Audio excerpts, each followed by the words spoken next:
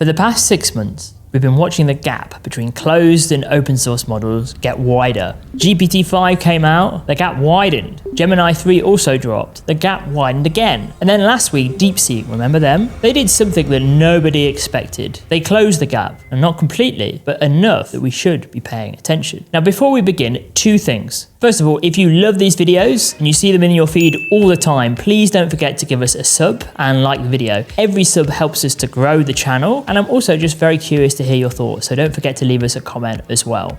Second of all, we should also just take a moment to point out for accuracy that DeepSeek version 3.2, which we're going to come on to talk about, is technically open weight, not fully open source in the sense of giving full reproducibility from scratch, but we'll use open source to refer collectively to open weight and open source models. Let's establish what was actually happening before DeepSeek dropped. GPT-5 launches. The benchmark improvements over GPT-4 are substantial. Big improvements on code generation and auto-router in ChatGPT, and the ability to control verbosity and reasoning levels in the API. There were also big advances on software and coding. The best open source models at the time, now they're good, but they're behind on key benchmarks. Then Gemini 3 arrives. A few weeks ago, Google's gone all in on multimodal reasoning. We also get anti-gravity as well, this amazing agentic coding platform that we've talked about in previous videos. The performance is even better than GPT-5 on several benchmarks out and out. And until now, the open source community is looking at that gap that's wider than I think it's fair to say it has been at any point. But here's what matters. For the past 2 years, I would say the narrative in enterprise AI has been open source is catching up.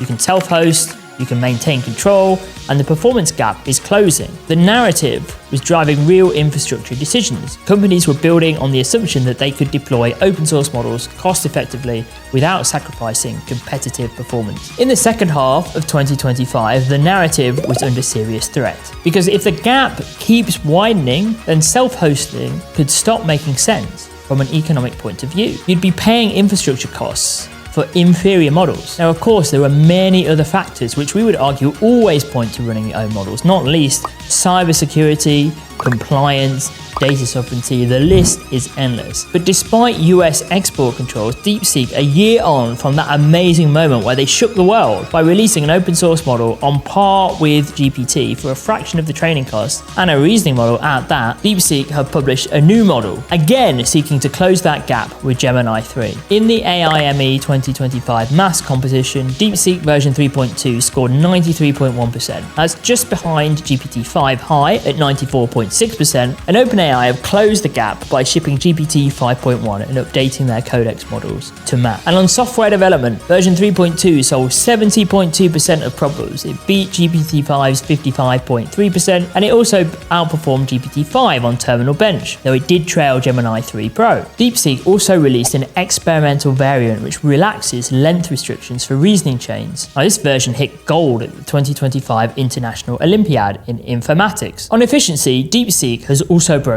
new ground. Let's do then a little bit of a deep dive into their technical paper. In this paper, they outline their DeepSeek sparse attention, that's a DSA. As described in the paper, DSA is a highly efficient attention mechanism designed to substantially reduce computational complexity. The decoder also puts it very well. Standard models recheck every previous token for each new response, a computationally heavy process for long chats. DSA uses a small indexing system to identify only the important parts of the text history. By reading only what's essential, the model cuts computing costs without sacrificing quality. DeepSeek says this significantly speeds up processing for long inputs, though the company didn't share specific numbers. And this is not the first time more efficient changes to LLM architecture have been proposed. Remember Meta's paper on the free transformer? Google also broke new ground when it came to context windows by proposing an infinite context window that operates by summarizing the key parts of the attention mechanism rather than remembering all the individual relationships between tokens. 12 months ago, the decision to use open source or closed source looked like this. Option A, use closed source APIs. That's a higher cost per token, but guaranteed best performance. The reality is you'd be dependent on OpenAI or Google or Anthropic, but you are getting cutting edge capabilities. Option B would be to self-host with open source. Lower cost per token, or you're accepting a significant penalty quality. A lot of the open source models were significantly worse on key benchmarks. For many enterprises with maybe a serious AI workflow, option A was often a rational choice. The performance gap was too wide to ignore in many cases, but today that calculation is far different. Option A still gives you the absolute best performance, but the margins are now smaller. We're talking a few percentage points on most benchmarks that in reality might not matter. And option B gives you something option A doesn't: deployment flexibility. Even OpenAI gives you the option of using an open source model with reasoning at that, GPT OSS. Long gone are the days where we didn't even have an open source reasoning model. Now, you can run that model on premises for data sovereignty, you could deploy it at the edge for latency sensitive applications, you can even fine tune an open source model on your proprietary data without that data leaving your infrastructure. You can customize the model architecture for your specific use cases in some use cases depending on the model. Now here is the strategic piece that I think a lot of CTOs are missing. If the performance gap between closed and open source models stays in this small range, which DeepSeek suggests is possible, then the competitive advantage shifts. Coming back to version 3.2 then, it really is impossible to know what the LLM space is going to look like a year from now. But if the scaling laws do in fact kick in and we hit a wall with LLMs, as Ilya believes, as he laid out in his interview with Dorkish that we covered last week, then that gap might close completely. And if that's the case, then the moat won't be the latest model, it will be the infrastructure you have invested in to support your models, the tool calling, and the thinking about your use case and how efficient those models can be for your use case. Efficiency, it really is the name of the game at the moment. And if you do read the paper DeepSeek put out to accompany the release of version 3.2, the sparse attention dramatically reduces cost per token, especially on long contexts. Now, DeepSeek's advances undercut the premise that frontier models require billion-dollar budgets. Now, before we close out, let's have a few honorable mentions in the world of AI that you might have missed. I think it's really curious that we had this stat this week that Google gathers almost triple the amount of data that OpenAI does, and that's because it benefits massively from its obvious search monopoly. This is according to Cloudflare's CEO. Now, as we said in the previous videos, it's about controlling the pipes. If you control search and you own search, this is just as important as making advances in the model itself. Now, we haven't heard much about Runway in the last few months, and they're keen to avoid falling behind Google's VO 3.1 and OpenAI's Sora Pro, obviously. So they have upgraded their model to 4.5. It edges to the front of the artificial analysis text-to-video benchmark, and the physical interactions are now more accurate, bringing it in line with the other models. Finally, Google have put out another play.